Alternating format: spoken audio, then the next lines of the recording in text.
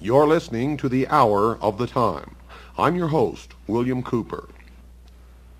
Tonight, ladies and gentlemen, we begin the origin, the history, the dogma, and the identity of the ancient mystery religions which are now known as the mystery schools, the Order of the Quest, Freemasonry, the Ancient Order of the Rose and Cross, the Knights Templar, the Sovereign and Military Order of the Knights of Malta, the Order of St. John of Jerusalem, the Priory de Sion, the Thule Society, or sometimes known as the Thule Society, the Order, the Skull and Bones, the Russell Trust, the Jason Society, the Scroll and Key, the Illuminati, and I could go on and on and on and on. But the most important thing to realize is that they all have been collectively known throughout the ages as the mystery schools, the Illuminati, which literally means illumined ones, international socialism, communism.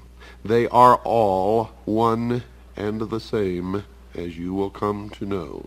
And you will understand perfectly how they've been able to infiltrate all of our society. What you hear tonight does not necessarily reflect my views or beliefs or religion, nor those of WWCR.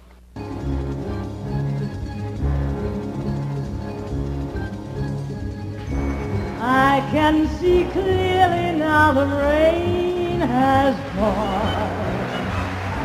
I can see all obstacles in my way.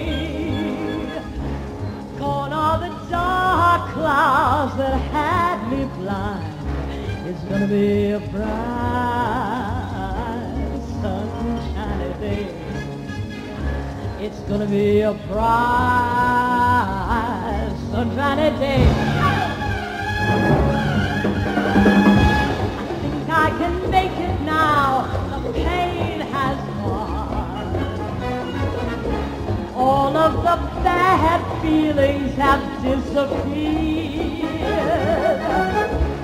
Here is that rainbow I've been searching for. It's gonna be a bright, sunshiny day.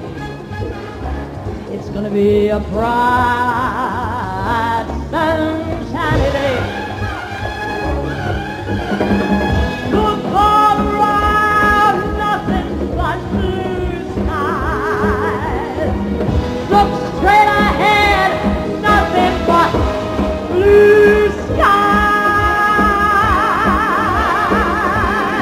And I'm ready, I can see it shining somewhere. Bright lights somewhere, invite me to come there and learn.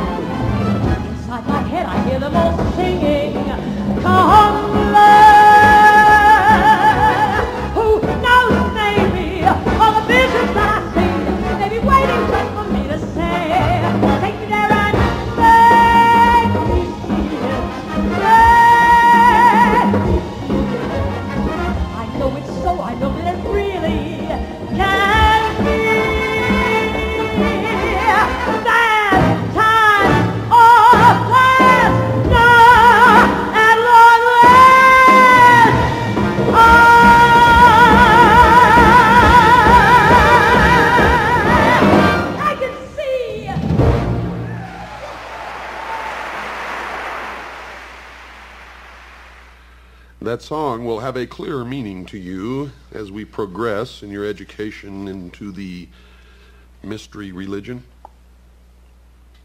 But we have to begin in the beginning with every story and every history. And we have to begin at the beginning of mankind. And the beginning is the beginning according to the mystery religion. And they believe wholeheartedly that man is a product of evolution, not of an extraterrestrial race, and not of the creation of some benevolent God. They believe that the tree-dwelling ancestors of man were among the most intelligent beings of their distant age. And when these creatures finally abandoned the trees and walked fully upright, freeing their hands to serve as implements of their minds as well as their bodies, there began the most successful evolutionary drive toward higher intelligence ever witnessed in nature. As ground dwellers, these creatures were easy victims of the great predators who hunted them down by day and surprised them at night as they huddled in clearings or in caves. They could not compete in strength, ferocity, or speed with their attackers. Armed with little except their hands and what their complex brains enabled them to do with those hands, they had to think or die. For untold thousands of years, most of them met early, violent deaths. Only a few in each generation had the good fortune and the ability to outwit their enemies. And these favored ones survived long enough to have and rear offspring.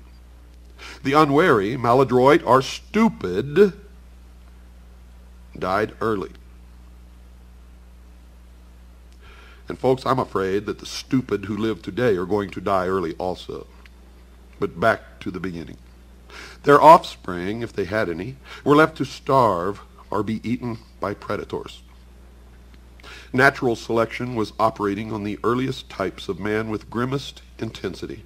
Perhaps no other extant creature has undergone so severe and protracted a period of selective elimination. Yet, here and there, small groups managed to survive because they had the intelligence to use sticks, stones, and clubs to defend themselves. Crude and puny as these implements were, they were weapons, and their possessors were the first creatures who could kill without having to come in direct contact with their antagonist. As the great beasts grew larger and either faster or more formidable, man became ever more watchful, ever more successful in pitting his wits against mass and power, more and more adept at slipping out of trouble, and as the challenge grew greater, so did his brain. For the laggards on both sides got left behind in the race for the future. And we are still engaged in that race for the future. The steps and the development of man's brain are revealed by the progressively larger brain cases which appeared with the passage of centuries. Basing our judgment on the improvements in tools and weapons which took place as the intelligence of their inventors increased, we can construct some of the ways in which natural selection may have worked to bring about a doubling in size of the human brain. Many edible nuts are too hard for even a caveman to crack between his teeth. Accordingly, they were useless to early man until some genius of his day discovered that any nut could be opened if it were just placed upon one stone and struck hard with another. Better fed, the family of this innovator proliferated while the others died off. Perhaps centuries later, while a man sat cracking nuts between two stones, one stone broke, and the broken edge cut his hand. Previously, men in the same situation had thrown the broken stone away and nursed their cuts. But this man